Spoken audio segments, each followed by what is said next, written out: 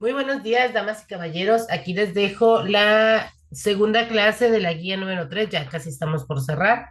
La próxima semana ya estaremos terminando nuestro bloque, nuestra materia de dinámica. Y el día de hoy vamos a ver otros tres conceptos muy importantes. Ayer les hablaba sobre el trabajo, la energía y la potencia. Y el día de hoy nos vamos a evocar a ver estos tres conceptos, a estos tres temitas y luego ya vamos a empezar a contestar nuestra guía. Aquí les voy a compartir mi pantalla con la segunda parte de la guía número 3. Como siempre, les recuerdo que los materiales que utilizamos en estas presentaciones no son de mi autoría, yo no tengo los derechos de autor. Sin embargo, se los compartimos y nos apoyamos en ellos para fines educativos.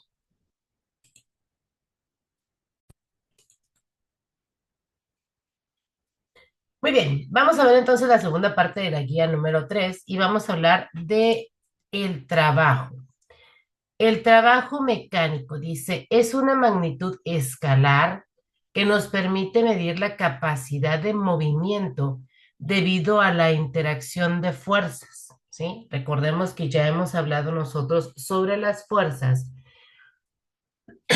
que actúan sobre un cuerpo, ¿ok? Bueno, pues ahora vamos a hablar sobre este trabajo. Dice, nota, solo efectúan trabajo las fuerzas paralelas al desplazamiento, pero no siempre son en una sola dimensión. A veces las movemos en dos dimensiones y hay que encontrar sus componentes. ¿Ok? Aquí tenemos, por ejemplo, esta piedra y tenemos un vector resultante, que es este de aquí, el rojito, donde dice F en la roja. Y para poder encontrar su componente en Y, tendríamos que multiplicar el valor de la fuerza, que aquí está, por el seno del ángulo que se forma con la horizontal, siempre es con la horizontal. Para encontrar su componente en X, o sea, eso sería como la fuerza horizontal, pues, que se le pone, tendríamos que multiplicarlo ahora, pero por el coseno del ángulo. ¿Y cuál de ellas es la que vamos a utilizar? Según lo que dice aquí, dice, únicamente se toma en cuenta, solo se efectúa el trabajo cuando la fuerza es paralela. Entonces, por eso necesitamos encontrar su componente en Y, puesto que el desplazamiento de la piedra perdón, su componente en X, puesto que el desplazamiento de la piedra fue de manera horizontal. Entonces dice aquí, WF, o sea, la componente F del trabajo, es igual a la fuerza por la distancia por el coseno del ángulo y se mide en joules o joules, a favor del movimiento positivo, en contra del movimiento negativo. No quiere decir que nos debe o que no tenemos, simple y sencillamente el positivo y el negativo nos hablan de dos sentidos diferentes, o a favor o en contra. Su unidad de medida es el joule y dice abajo una nota. Las fuerzas que son perpendiculares al desplazamiento no realizan, no generan trabajo mecánico. Acá dice trabajo neto para un sistema de fuerzas. ¿Ok? Tenemos aquí una fuerza, ayer hablábamos sobre todas las fuerzas que actúan sobre un objeto. Esta es la fuerza normal. ¿Se acuerdan que les hablaba yo de que es lo que mantiene en equilibrio, lo que te hace ponerte derechito? Bueno, esa es la fuerza normal. Luego hacia abajo, exactamente la misma, dice F por G. Esto quiere decir que es el peso de este objeto que está aquí. Luego, hacia la derecha hay una fuerza positiva, ¿ok? Que es en el mismo sentido del desplazamiento. Aquí nos están diciendo que el desplazamiento fue hacia la derecha. Y hacia atrás existe otra fuerza que se llama fricción y es aquella que hace que se detenga. Y esta A que anda por aquí es la aceleración del cuerpo, ¿ok? Entonces, dice aquí en la fuerza, perdón, en la fórmula dice eh, trabajo neto, perdón, dice, es la suma de el trabajo con cada uno de sus componentes. ¿ok? Dice entonces que es el trabajo de la fuerza 1, que es esta de acá, más el trabajo de la fuerza 2, pero F en G y F en N, estas se anulan. ¿Por qué? Porque son perpendiculares al desplazamiento. Esas no tienen nada que ver para poder encontrar el trabajo, puesto que no son en la misma dirección en la que se movió el objeto. En el caso de que todas las fuerzas sean constantes, se puede aplicar fuerza neta es igual a la suma de las fuerzas por las distancias. Quiere decir entonces que van a ser iguales a las fuerzas de fricción por la distancia. Recordar que si el cuerpo está en reposo o moviéndose en un movimiento rectilíneo uniforme, la velocidad es constante y el trabajo neto es cero. Se le conoce como equilibrio mecánico. Vamos a ver un video que nos explica todavía un poco mejor todos estos conceptos del movimiento, del trabajo, perdón. Hoy hablaremos del trabajo mecánico. ¡Comenzamos! Nada más déjenme verificar que sí está prendido el sonido. Sí, sí está.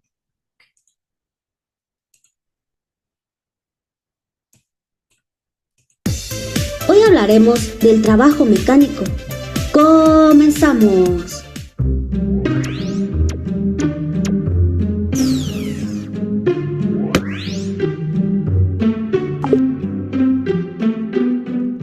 En nuestra vida cotidiana, el trabajo tiene que ver con el esfuerzo físico o mental que realizamos, el cual produce mucho cansancio y por el cual tenemos que cobrar una recompensa para sentirnos satisfechos. Como yo, al hacer estos pequeños videos, espero que mi recompensa sea que tú veas los anuncios publicitarios y contestes las encuestas que te lleguen a salir. Pero si no lo haces, tampoco me siento triste, ya que tengo otra recompensa, el poder ayudarte. Pero en el mundo de la física, el significado de trabajo es muy distinto, ya que el trabajo mecánico es la magnitud física escalar y se produce cuando una fuerza actúa sobre un cuerpo, produciendo un desplazamiento. Pero veamos el concepto de trabajo mecánico, que se define como una magnitud escalar que es igual al producto de la componente de la fuerza en la dirección del movimiento del cuerpo por la distancia que recorre el cuerpo y es representado por las siguientes fórmulas, donde F es de fuerza y su unidad de medida son los newton o las dinas. D es de desplazamiento y siempre van a estar en metros o centímetros. Y la T o W es de trabajo y siempre lo vas a encontrar en joules. Y esto que ves aquí es el ángulo que forma la fuerza con la horizontal. Así es que veamos un ejemplo, y dice así. Calcula el trabajo que realiza un cuerpo que se mueve con una fuerza de 18 newton en una distancia de 10 metros. Te invito a pausar tu pantalla para resolver este sencillo problema. ¡Excelente! Como siempre, lo primero es obtener los datos. El segundo paso es utilizar la fórmula y ver si se tiene que despejar. En este caso, no es así. Y por último, hay que realizar las operaciones. Si te das cuenta, este tipo de ejercicios se pueden realizar mentalmente. Lo más importante es que te sepas la fórmula. Veamos el resultado correcto. Espero lo hayas tenido muy bien. Veamos otro ejercicio. Y dice, una fuerza de 6 newton forma un ángulo de 60 grados con la horizontal. Si esta fuerza se aplica a un cuerpo para desplazarlo 5 metros, ¿qué cantidad de trabajo realiza? Te invito a pausar la pantalla para que intentes resolverlo. Y bien, ¿cómo te fue? Número 1. Veamos los datos. Número 2. Veamos qué fórmula vamos a utilizar. Número 3. Vamos a sustituir los datos. Ahora, aquí hay algo muy importante que tienes que saber, ya que para realizar este tipo de ejercicios es importante que conozcas el coseno de los ángulos más importantes, que son los siguientes.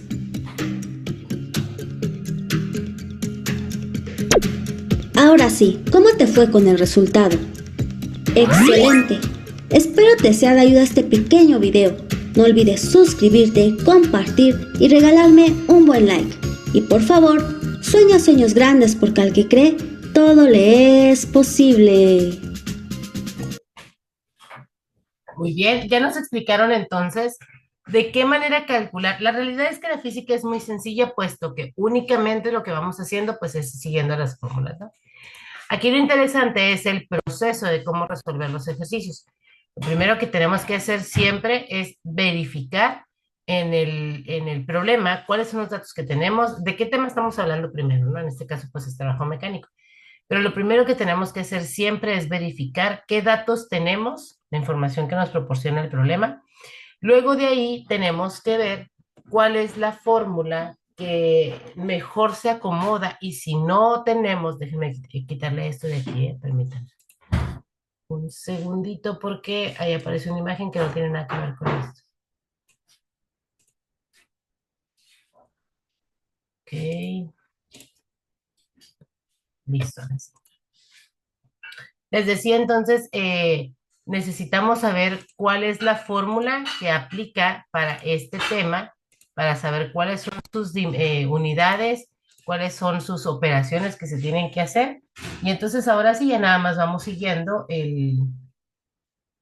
las instrucciones que nos va dando la fórmula. Muy bien, ahora vamos a hablar de la energía, pero vamos a hablar de la energía en general. La energía y sus transformaciones. Nosotros sabemos que todo en nuestro entorno es energía y la energía nos ayuda a nuestra vida diaria. Alguien alguna vez me preguntó, profe, ¿para qué necesito yo saber sobre física? Simple y sencillamente para vivir tu vida. Así de sencillo. Vamos a ver entonces cuál es la energía y sus transformaciones.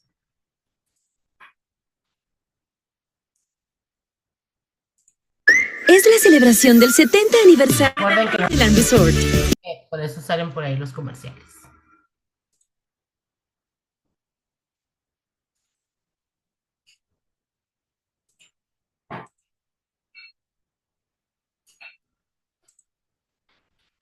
¿Qué es la energía? Si observas a tu alrededor, te darás cuenta de que casi todo está en permanente cambio. Los seres vivos crecen, las nubes se desplazan, los ríos fluyen, los volcanes entran en erupción. Lo que hace que se produzcan todos los cambios es la energía. La energía es la causante de que ocurran cambios en la materia. La energía no se ve ni se huele, no ocupa espacio ni tiene masa, pero sus efectos se notan en todo aquello que nos rodea. La energía es necesaria para nuestra vida. Sin ella todo sería muy diferente. No se producirían cambios en la materia, no existirían los seres vivos.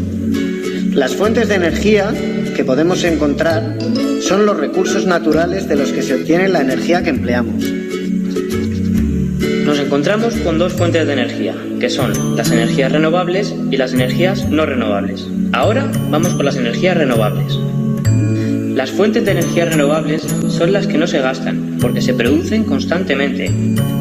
Las fuentes de energía renovables más importantes son la energía solar, ya que el sol emite energía en forma de luz y calor. El calor se capta con placas solares. Se usa para calefacción o agua caliente y se puede transformar en energía eléctrica. La luz se capta mediante placas fotovoltaicas. Se transforma en energía eléctrica. La siguiente es la energía eólica. El viento posee energía mecánica, que es capaz de mover objetos como los molinos o los barcos veleros. Esta energía se llama eólica. Los aerogeneradores son grandes molinos que producen energía eléctrica cuando los hace girar el viento. A continuación, nos encontramos la energía hidráulica. El agua, cuando está en movimiento, posee energía mecánica, llamada energía hidráulica. Junto a los ríos se instalan las centrales hidroeléctricas, en las que la energía mecánica del agua se transforma en energía eléctrica. También se puede producir electricidad a partir de la energía mecánica de las olas y las mareas del mar. La siguiente es la energía geotérmica. La Tierra posee energía calorífica en su interior, llamada geotérmica. Este tipo de energía se puede aprovechar directamente para calentar agua o calefacción, o se puede transformar en energía eléctrica. Y por último tenemos la biomasa, que son todos los restos de seres vivos, como la madera, la paja o las heces del ganado. Esta biomasa posee energía química. A partir de la biomasa se puede obtener energía eléctrica o energía térmica e incluso se puede transformar en combustible para automóviles. Por otro lado, encontramos las fuentes de energía no renovables. Las fuentes de energía no renovables son recursos naturales limitados, por lo que se pueden agotar. Hay dos tipos principales de fuentes no renovables: los combustibles fósiles, como son el carbón, el petróleo y el gas natural. El carbón y el gas natural se emplean en las centrales térmicas para producir electricidad o se utilizan para la calefacción en las viviendas. Del petróleo se obtienen distintos productos, como la gasolina y el gasoil, que se emplean como combustibles en el transporte, para calefacción y también en las centrales térmicas para obtener energía eléctrica. El uranio y el plutonio son sustancias de origen mineral. Se utilizan en las centrales nucleares, donde su energía nuclear se transforma en energía eléctrica. La energía puede manifestarse de formas muy distintas y en cada caso recibe un nombre diferente. En primer lugar, tenemos la energía luminosa. Es la energía que tiene la luz. Es la que emplean las plantas para realizar la fotosíntesis o la que hace posible la visión. En segundo lugar, tenemos la energía calorífica o térmica.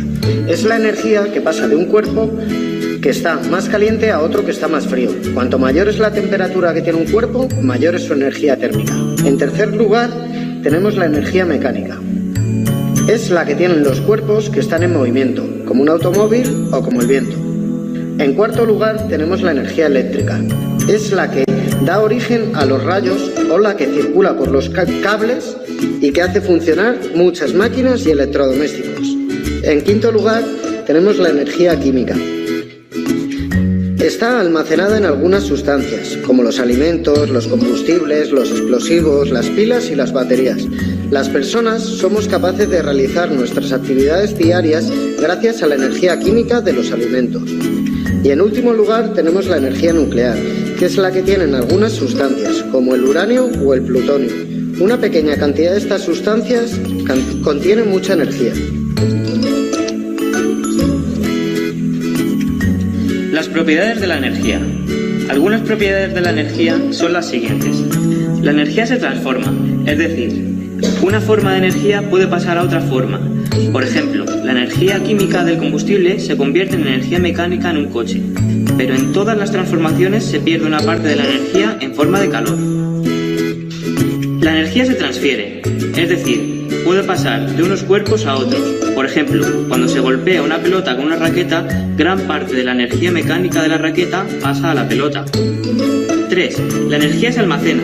Por ejemplo, las pilas o las baterías almacenan energía y la proporcionan cuando hace falta.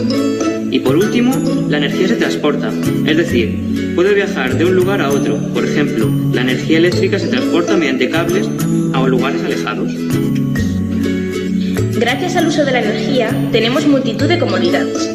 Por ejemplo, podemos recorrer sin esfuerzo grandes distancias o usar nuestros electrodomésticos. Pero el uso de la energía también tiene consecuencias negativas. Por ejemplo, el agotamiento de los recursos. Los combustibles fósiles y nucleares no son renovables. Por tanto, si seguimos empleándolos, llegará un momento en que se agotarán. Otro problema es la lluvia ácida. Cuando se queman combustibles fósiles, sobre todo carbón, se emiten a la atmósfera sustancias que se unen al agua de la lluvia y forman la lluvia ácida. Esta lluvia es muy perjudicial para las plantas. Por otro lado, también tenemos el problema de los residuos radiactivos. Las centrales nucleares producen residuos al generar energía. Estos residuos son radiactivos, es decir, emiten unas radiaciones que pueden causar graves enfermedades a los seres vivos. Y por último, el calentamiento global. La Tierra se calienta gracias a la energía del Sol y a su vez emite energía al espacio. Pero esta energía no se pierde del todo, pues el dióxido de carbono de la atmósfera absorbe parte de esta energía, de modo que la atmósfera se calienta. Este es el efecto invernadero, que ayuda a que la temperatura de la Tierra sea adecuada para la vida. Necesitamos un símbolo que pueda...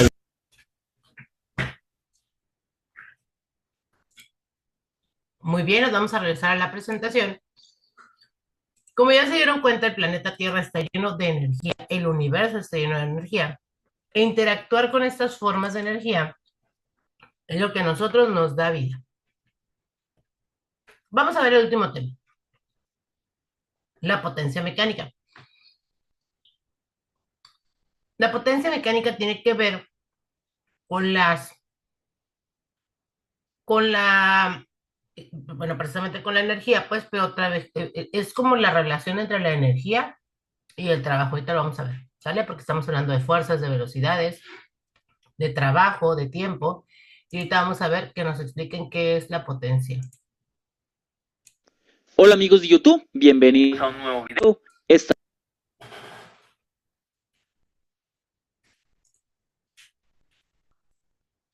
Cuando hablamos de los caballos de fuerza y esas cosas, esa es la potencia. Hola amigos de YouTube, bienvenidos a un nuevo video. Esta vez vamos a aprender el concepto de potencia mecánica en el área de física. Bienvenidos.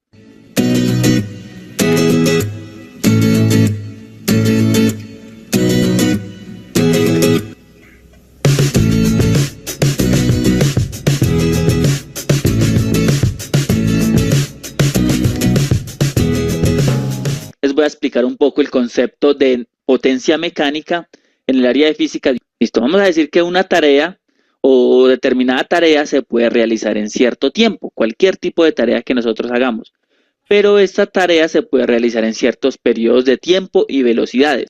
Por ejemplo, tenemos que podar o cortar el césped de un jardín. Esta tarea habitualmente, no sé, vamos a decir que me puede tardar 1 hora o 2 horas, pero esto va a estar dependiendo con la velocidad que yo lo haga y con la calidad de la podadora que yo esté usando. Si la podadora es más potente, posiblemente lo pueda hacer más rápido y por ende tardarme menos tiempo. De ahí viene el concepto de potencia, donde puedo decir que, o se puede definir que, la potencia es la rapidez a la que se realiza un trabajo o cuánta energía tiene disponible para transferirse. Si el motor de esta podadora, como les decía ahora, es muy potente, pues posiblemente el cortar el césped, por alto que sea, pues va a ser mucho más fácil, por lo tanto me va a rendir más hacer la tarea. Ahora, por lo contrario, si es de menor potencia, pues voy a tener que avanzar más lento y posiblemente me voy a tardar más. Ahora, nosotros comúnmente podemos decir, es que ese auto es muy potente o ese carro es muy potente. De una vez, ¿cómo lo asociamos? A que tiene un motor grande, ¿sí? A que ruge fuerte y significa que tiene una potencia instalada en la que posiblemente pueda transferir energía rápidamente a las llantas, a sus ruedas y alcanzar una alta velocidad. Entonces, el concepto de potencia lo definimos mucho, lo asociamos mucho a las máquinas que tenemos en la casa, puede ser licuadora, batidora, ¿sí? Y que pueden hacer la tarea más rápidamente. Otro ejemplo, para asociarla a eso, tenemos por ejemplo una grúa que levanta cargas en una obra, ¿sí? Y esta grúa pues se puede tardar cierto tiempo en levantar determinada carga. Depende del motor que esté instalado, lo puede hacer más rápido o más lento. Entonces, resumiendo eso, entonces la potencia es esa rapidez, lo asociamos mucho a la rapidez con la que se puede realizar determinada tarea o determinado trabajo y cuánta energía tiene disponible para transferirse en la realización de ese trabajo. Hablando más matemáticamente, podemos decir que la potencia la vamos a definir con la letra P mayúscula. Y la potencia matemáticamente es igual al trabajo dividido sobre el tiempo, es decir, una fracción de tiempo. Ya habíamos visto en videos anteriores, que se los dejo por aquí arriba en la I, el concepto de trabajo, donde veíamos que era igual de multiplicar la fuerza por un desplazamiento y por un ángulo que se daba entre los vectores desplazamiento y fuerza. Este es el concepto de trabajo y acá le agregamos lo que es el concepto de potencia, que sería este mismo concepto dividido, el concepto de trabajo dividido en una fracción de tiempo. Ahora, si este trabajo se realiza a una velocidad constante, por lo tanto, esta expresión desplazamiento sobre tiempo me da velocidad. Por lo tanto, yo puedo decir que la potencia también sale de multiplicar el vector fuerza por el vector velocidad. En unidades, ¿qué unidades tiene la potencia? Sabemos que el trabajo está asociada a joules o a julios y el tiempo pues lo medimos en segundos. De estas unidades joules sobre segundos nos sale el concepto de watts o vatios. y lo vamos a reemplazar con la letra W. Aquí te van 5 razones para cambiarte a Total Play. Velocidad insuperable. Juega, streamea y comparte contenido con hasta 1200 megas simétricos. Tus apps favoritas, incluidas en un plan para que ahorres y disfrutes más. Compra desde ropa hasta electrodomésticos en Total Play Shop. Incluso tus antojitos en Total Play Restaurant. Algo que nosotros usamos para definir también la potencia en el sistema inglés es el horsepower o el HP. Y por lo tanto tenemos una equivalencia donde se dice que 746 watts equivalen a un horsepower. Esto lo vamos a ver más adelante con algunos ejercicios donde vamos a aprender a hacer conversiones entre watts y horsepowers y watts. Bueno, para entender un poco más este concepto, los vamos a ver con este ejemplo, donde dice que se tiene una grúa que levanta una carga de 2 toneladas hasta una distancia vertical de 25 metros en una fracción de tiempo de 16 segundos a una velocidad constante. Nos piden calcular el trabajo realizado por la grúa y la potencia de salida del motor. ¿Cómo es esto? Como les expliqué ahora, lo primero que vamos a aplicar es el concepto de trabajo, que es fuerza por distancia. Acá tenemos la grúa, pues acá en esa parte sería la carga. Entonces en este caso la fuerza está asociada a la carga, que la sabemos que es masa por gravedad y que obviamente va hacia abajo. Tenemos un desplazamiento en el que debe recorrer los cables de la grúa, que son 25 metros de forma vertical, y obviamente va subiendo hacia arriba. Y lo primero que vamos a determinar de esta ecuación, pues hallemos la fuerza. Sabemos que es masa por gravedad. ¿Cuánto es 2 toneladas? Recordemos que 1 tonelada equivale a 1000 kilogramos, por lo tanto 2 toneladas pues serían 2000 kilogramos. Multiplicado por 9,8 metros por segundo, sabemos que las unidades kilogramo metro sobre segundo cuadrado equivalen a newtons, por lo tanto 2000 por 9,8 eso me da 19.600 newton. Ahora vamos a calcular el trabajo, reemplazando en esta ecuación de acá. Entonces tenemos que fuerza 19.600 newton por la distancia que debe recorrer serían 25 metros. Por el coseno del ángulo, entonces el coseno, en este caso el desplazamiento va hacia arriba, el vector fuerza va hacia abajo, por lo tanto hay un desplazamiento entre estos dos, hay un ángulo de 180. Por lo tanto 9.600 por 25, esto me da 490.000 joules, ya que newton metro pues no sale la unidad de joules como lo vimos en el trabajo. Y coseno de 180 me da menos 1, por lo tanto sería menos 490.000. ¿Qué se indica este menos? Que le estoy haciendo trabajo en contra de la gravedad. Ahora vamos a aplicar el concepto de potencia, que sería el trabajo realizado sobre la fracción de tiempo. En este caso nos podemos olvidar del negativo, aquí solamente nos interesa conocer la magnitud de la potencia del motor, no en qué dirección está fluyendo, por lo tanto serían 490.000 joules sobre 16 segundos, por lo tanto esto me indica que son 30.625 watts. Una forma muy típica de expresar los watts es en kilowatts, por lo tanto hago una división por 1000, dividiendo 30.625 entre 1000, pues me da 30,6 y le da esta fracción que significa 1000. Por lo tanto, la potencia de salida del motor mínima que debe tener esta grúa para levantar esta carga son de 30,6 kilovatios. Algo muy importante en notar es que el trabajo para realizar la carga, el trabajo para levantar la carga es el mismo. O sea, siempre van a ser 490.000, pero depende de la potencia del motor. Se va a tardar más o menos tiempo en levantar esta carga, por lo tanto la potencia puede variar y esto es lo que me define este factor de tiempo acá. Bueno, eso es todo por este video. Si tienen alguna duda, alguna inquietud, déjenmelo saber abajito en la cajita de comentarios. Suscríbete a mi canal Física para Todos, recuerden que es totalmente gratis, recuerden siempre sonreírle a la vida y nos vemos en un próximo video.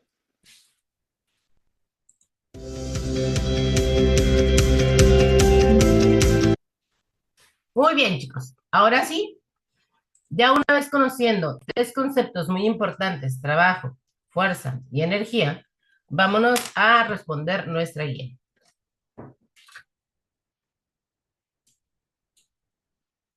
Dice nuestra primera pregunta: ¿qué fuerza en newtons se debe aplicar a una cuerda para acelerar un automóvil de 1200 gramos que lleva una aceleración de 0.60 metros por segundo cuadrado. Fíjense. Veamos las unidades en que se debe de medir cada uno de los datos que nos presenta este problema. La fuerza se debe de medir en newtons, la masa en kilogramos y la aceleración en metros por segundo cuadrado. Observemos que el dato que tenemos aquí dice 1200 gramos. Hay que transformarlo primero a kilogramos, ¿ok? 1200 gramos equivale a 1.2 kilogramos, ¿ok? Ahora sí, ya con esta equivalencia vamos a sustituir la fórmula. La fuerza es igual a la masa que multiplica 0.60 metros por segundo cuadrado.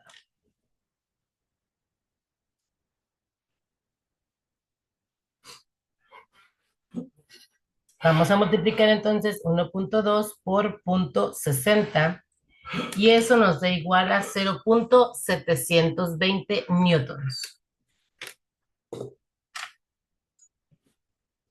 La número 18 dice, ¿qué haces con la información que aprendes en el tema de fricción?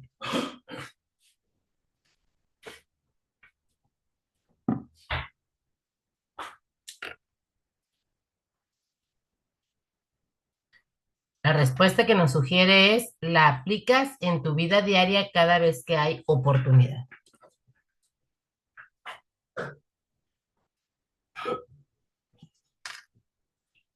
La siguiente dice,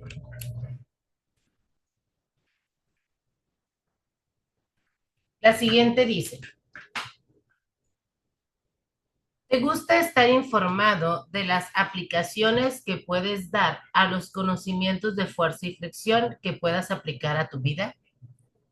Yo creo que sí nos gustaría, porque ese conocimiento podría ayudarnos a hacer mejor nuestras actividades.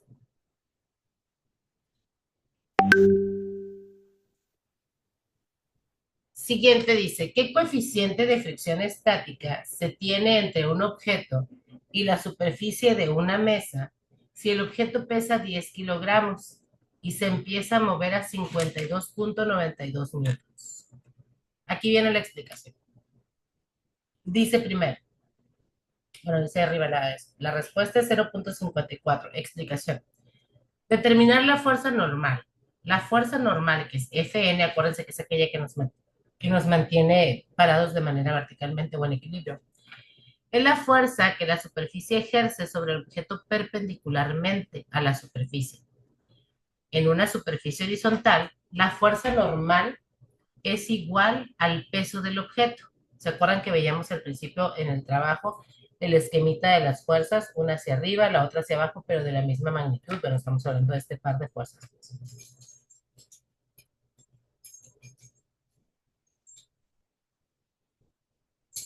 El peso P se calcula como la masa multiplicada por la aceleración de la gravedad, que es aproximadamente 9.8 o 9.81 metros por segundo cuadrado. Por lo tanto, la fuerza N es igual al peso, que es igual a la masa, por 9.8 metros por segundo cuadrado. Eso nos da 98 newtons.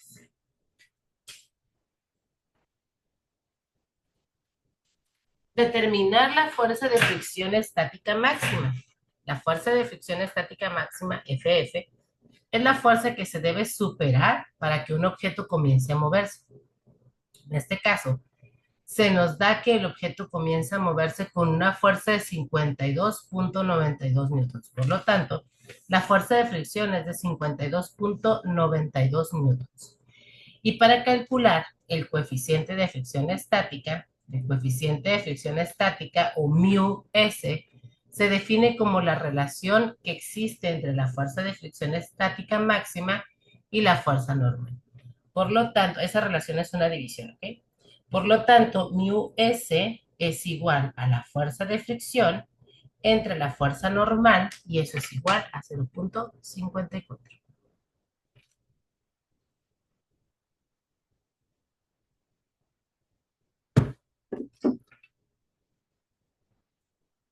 Se requiere de 40 newtons para mantener en movimiento un bloque de madera sobre el mármol.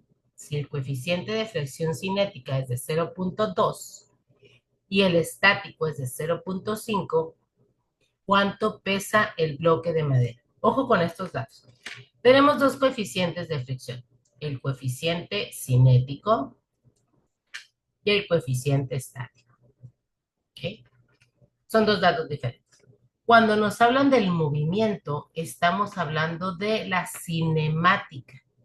Cinemática significa movimiento, estática significa posición.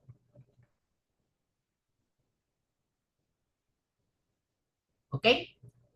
Entonces, dice, ¿cuánto pesa el bloque de madera? Quiere decir que este dato, por ahorita no lo vamos a usar. Y aquí viene la explicación. El bloque de madera pesa 200 newtons. ¿Cómo sabemos? Dice, la fuerza de fricción cinética es igual a la fuerza aplicada en los 40 newtons. La fuerza de fricción cinética se calcula como el coeficiente. Hablar de un coeficiente significa división.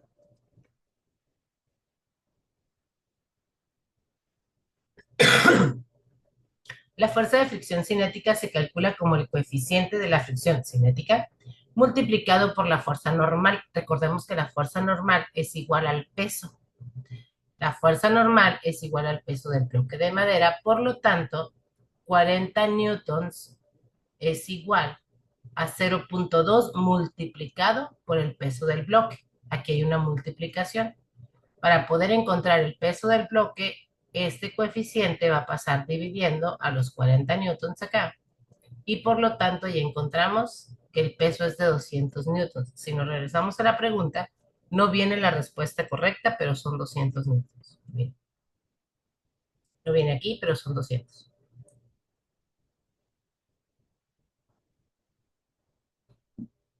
Hay que escribirla, por favor.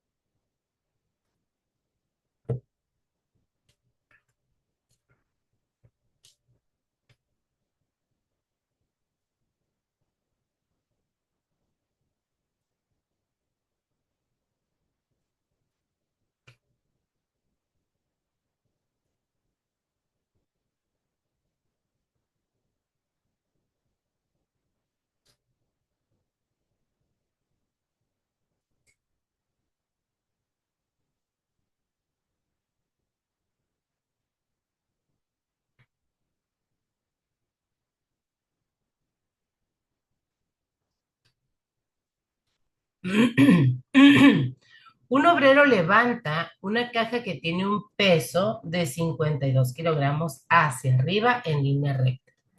Esta distancia, perdón, con una distancia de 50 centímetros. ¿Cuál es el trabajo realizado? ¿Okay? Para poder encontrar el trabajo realizado de manera vertical, ¿sí? Hacia arriba, hacia abajo, lo que tenemos que hacer es utilizar esta fórmula. ¿Ok? Aquí dice que es la masa por la gravedad por la altura, pero a nosotros ya nos dan el peso. Recordemos que el peso es igual a la masa por la gravedad. Entonces, estas dos letritas ya la tenemos junta con este 52 kilogramos. La energía potencial o trabajo vertical, que es lo mismo, se calcula entonces con el peso por la altura. El peso entonces nos dicen que son 52 kilogramos y lo tenemos que multiplicar por la distancia. Ojo aquí porque está en centímetros, hay que transformarlo en metros. Sería 0.5 metros. Y la mitad de 52, pues son 26.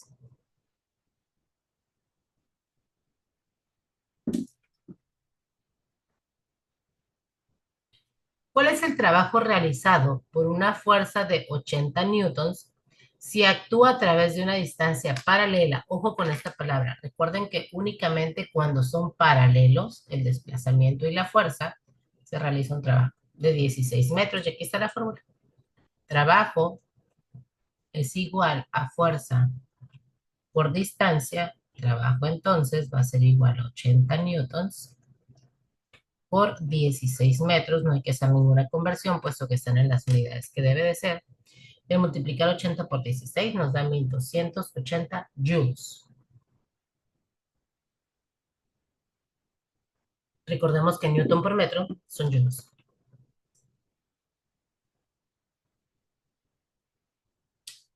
Una persona empuja una caja aplicándole una fuerza horizontal de 60 newtons para desplazarla 8 metros. ¿Cuál es el trabajo que realizó? Trabajo es igual a fuerza por distancia. Por lo tanto, el trabajo es igual a 60 newtons por 8 metros, y 6 por 8 son 48, y solo agregamos el 0, son 488.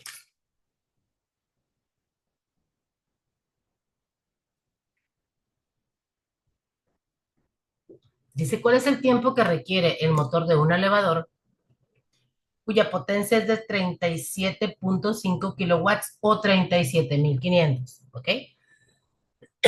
Para levantar una carga de 5.290 newtons a una altura de 70 metros. Aquí vamos a ver la resolución de este problema.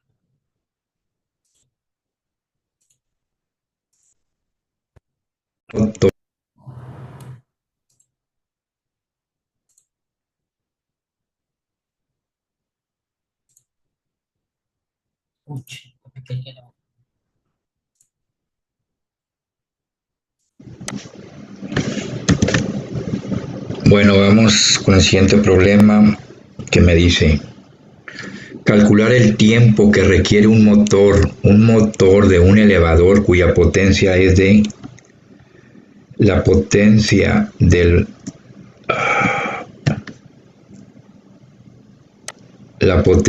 motor del elevador es de 37.500 watts para elevar una carga de 5.290 newton hasta una altura de 70 metros. Bueno, sabemos nosotros que potencia es igual a trabajo entre tiempo, y potencia va a ser igual, y trabajo sabemos que es igual a fuerza por distancia. Entonces, en lugar de trabajo vamos a sustituirlo por fuerza por distancia, que está aquí entre el tiempo. El tiempo es el mismo, vean, tiempo.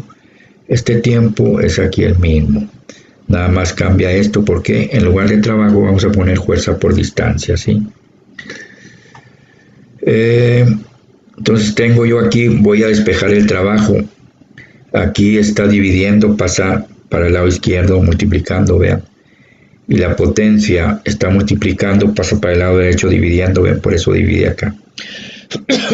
Perdón. Voy a sustituir valores. Tiempo es igual a la fuerza. Son 5.290 newton. Es la fuerza, ¿sí?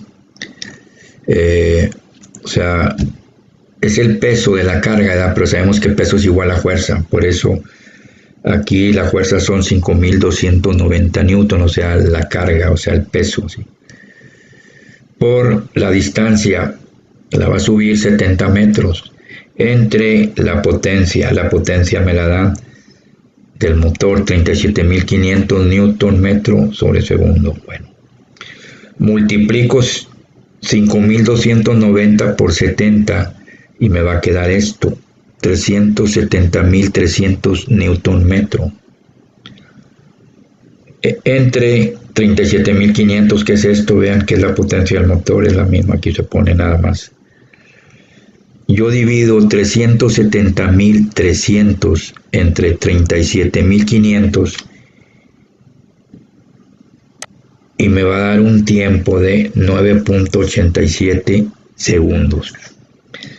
¿Qué quiere decir eso? Que el motor del elevador con una potencia de 37.500 watts, ¿sí?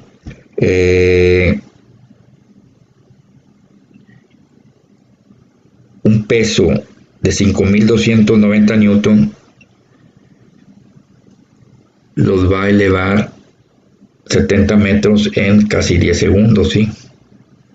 O sea, va a ser casi 10 segundos en subir ese peso, los 70 metros, a los 70 metros.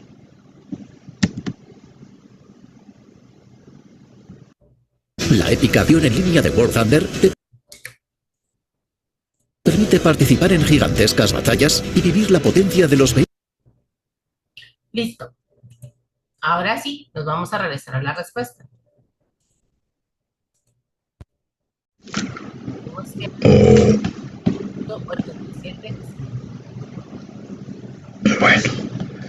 Bueno, perdón, se me movió ahí. Miren, dice, la potencia de un motor eléctrico es de 50 H. Okay. Solo era este ejercicio el que necesitábamos saber cómo se resolvía. Listo, vamos al número 27. Dice, la fuerza de atracción entre dos objetos se mide mediante la relación F es igual a G por M1 por M2 entre R cuadrada. ¿Cuál relación es necesaria para obtener R? Voy a reescribir la fórmula para tratar de visualizarlo mejor. Dice que la fuerza de atracción entre dos masas es igual a la constante gravitacional, esta G ahorita les voy a decir cuál es el valor, multiplicado por la masa 1, multiplicado por la masa 2 y todo dividido entre la distancia al cuadrado. Esta es la fórmula, ¿sale? La constante de gravitación universal tiene un valor de 6.67 por 10 a la menos 11 newton metro cuadrado sobre kilogramo cuadrado, ¿ok? Esas son las unidades de esta G. Entonces, lo que nos están pidiendo es cómo encontraríamos la R. Es súper fácil. Como esta está dividiendo, la vamos a pasar multiplicando para acá.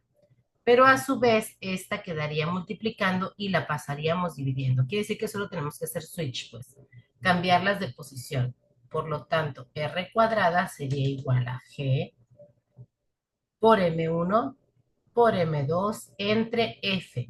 Pero aquí nos estaría dando R cuadrada, porque así es como está la variable en la fórmula. ¿Qué tenemos que hacer? Aplicar raíz cuadrada de este lado para que la raíz cancele el cuadrado, pero también aquí necesitamos aplicarle raíz a todo, por eso nuestra respuesta correcta es el inciso A.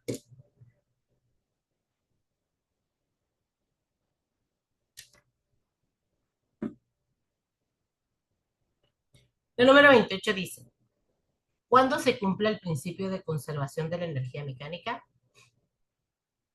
El principio de la conservación de la energía mecánica dice que la energía no se crea ni se destruye, únicamente se transforma, ¿sí? Por ejemplo, en un péndulo, cuando el péndulo va y viene, aquí en instantes de segundos tenemos energía potencial, ¿ok? En este punto, ¿por qué? Porque está en una posición. Instantes, segundos, microsegundos, milisegundos, se detiene el péndulo para cambiar de dirección. En cuanto empieza a moverse, toda esta energía cinética se va transformando, perdón, toda esta energía potencial se va transformando en energía cinética hasta que en su punto vertical está al máximo la energía cinética. Luego va disminuyendo la energía cinética para volver a convertirse en energía potencial. La energía mecánica es igual en un sistema a la energía potencial más la energía cinética, ¿ok? ¿Cuándo se conserva esto? Cuando no hay un roce. ¿Por qué? Porque al haber roce quiere decir entonces que tenemos una fuerza en sentido contrario que nos está robando energía. Bueno, no vamos a usar la palabra robando, está consumiendo energía.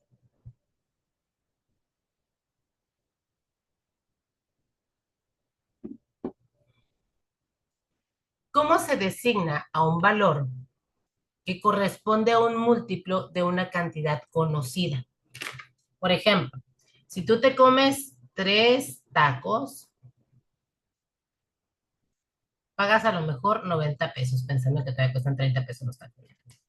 Pero si tú aumentas y en lugar de comerte 3, te comes 5 tacos,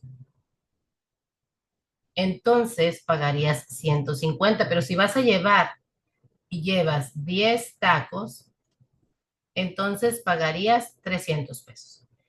¿Qué quiere decir? Conforme aumenta una de las variables, aumenta el resultado.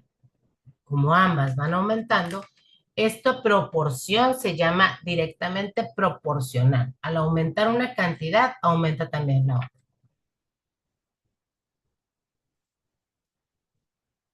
¿A qué concepto corresponde la fórmula P es igual a W entre T? Si ya la vieron ustedes. Efectivamente es la potencia.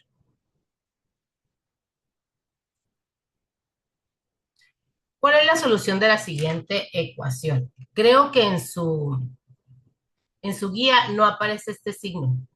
Ahí hay que agregárselo, por favor, también, porque si no, no tiene sentido. Y ahora sí vamos a reescribirla. Dice 3x más 8 más 6x al cuadrado. Esto es igual a 10x al cuadrado menos x más 12 menos 4x al cuadrado. ¿Sale? Muy bien. ¿Qué vamos a hacer? Vamos a dejar todas las x de un lado y los términos independientes del otro. Entonces, del lado derecho solo voy a dejar 3x. Voy a sumarle 6x cuadrada, me brinqué el 8, ¿correcto? Y como del lado derecho tengo 10x cuadradas, si están sumando, las tengo que pasar restando. ¿Cómo sé que están sumando? Porque no tienen signo. Eso quiere decir que estaban positivos.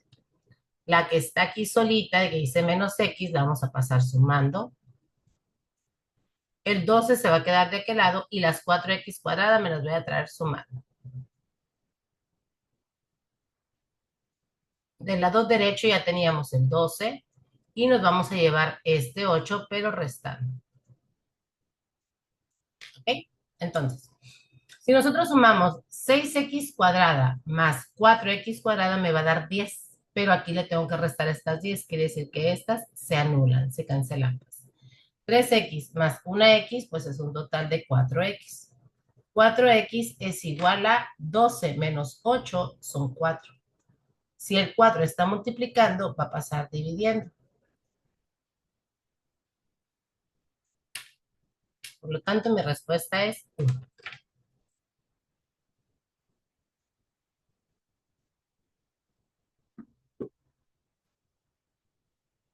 Dice, relaciona las columnas de la siguiente tabla. ¿Cuáles son función seno, coseno?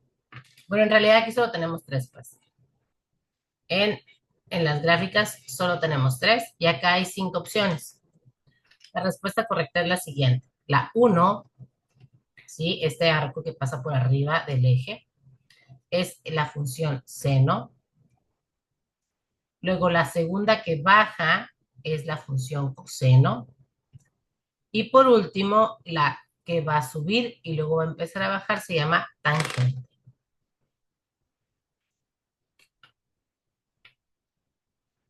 Se te pide integrar un equipo para preparar una exposición donde explicarán los pasos para realizar despejes de fórmulas. Todos en el equipo se conocen bien y se llevan como amigos. A cada quien le asignan una actividad en particular. Andrés tiene que preparar el resumen. Al terminar de asignar funciones, Andrés les pregunta, ¿me pueden explicar de nuevo qué me toca hacer? ¿Cuáles son los siguientes comentarios? ¿Cuáles de los siguientes comentarios, son aceptables para que realices para contender con esta pregunta de Andrés? ¿Qué sería lo correcto, pues?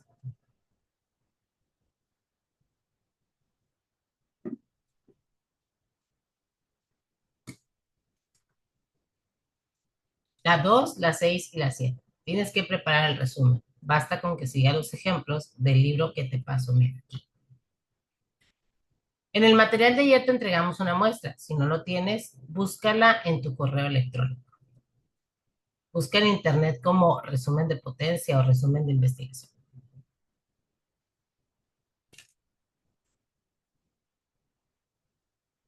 Relaciona los pares ordenados de la derecha que representan puntos en el plano cartesiano y relaciónalos con los cuadrantes a los cuales pertenecen. Chequen esto, chicos. Ni siquiera tienen que saber cuánto vale la raíz cúbica de 3 o la raíz cúbica de 2, la raíz cuadrada de 3 o la raíz cúbica de 2.5 o cuánto es 1300, menos 1375 entre 12.581. Nada de eso. Recordemos que un plano cartesiano es esto, donde aquí graficamos las X positivas, aquí graficamos las X negativas, aquí las Y positivas y aquí las Y negativas.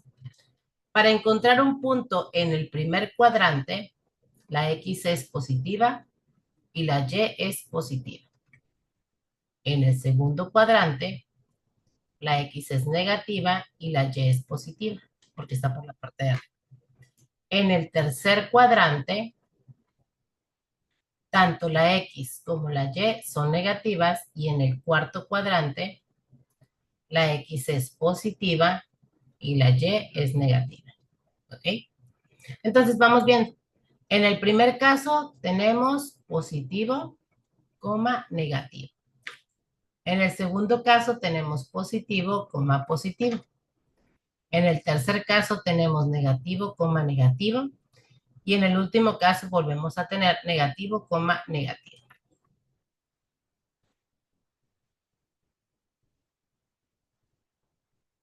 Entonces, la 1 es la B.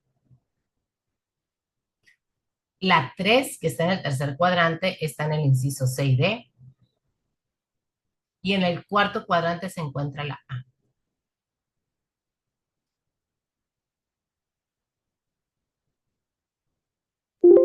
Y terminamos nuestra clase del día de hoy.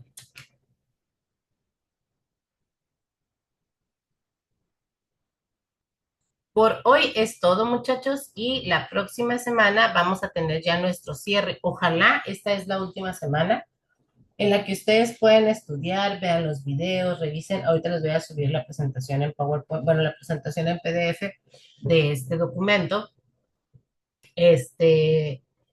Y la idea es que lo estudien, no que se lo memoricen. La memoria sí nos ayuda, pero muchas veces también nos traiciona. Así que hay que estudiar, hay que revisar los videos para que vean cómo se solucionan los problemas, para que si se te olvida una respuesta, no te me atores. Que tengas bonito fin de semana y nos vemos el próximo miércoles.